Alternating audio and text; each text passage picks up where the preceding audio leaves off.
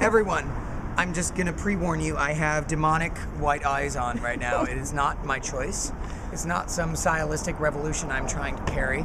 It's just that I just finished a show where I was playing a Satan goat man.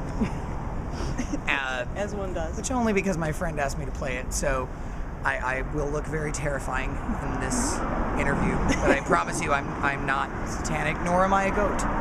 So we're just gonna go with it. So you introduced the topic. Tell us about Reefer Madness. Well, we're here in New York. We were carrying a charity event, one night only performance of Reefer Madness. How I got involved with it is Dan Studney, who wrote the entire musical, he wrote all the music, and Kevin Murphy wrote the lyrics. What's funny is Dan Studney and Kevin Murphy were the two head writers on Honey, I Shrunk the Kids for Disney that I did from age 9 to 12. Holy moly. Exactly. And so I've been friends with Dan, the writer of the music, since then. And so I literally, at like age 12, was hanging out in his house with my dad and watching him write this whole musical, and we've just remained friends. And eventually, up until about a couple weeks ago, after he saw this other stupid, crazy show I did of Grey Gardens with Jesus Christ and Jinx Monsoon in LA, he and I performed a song that he and I co-wrote.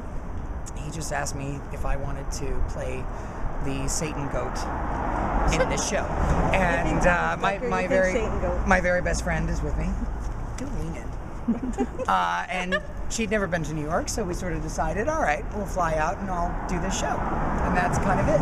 But yeah, the composer of the show and I have been friends since I was a child, and he's a very, very talented composer and songwriter, and we've collaborated on a couple things that I've written.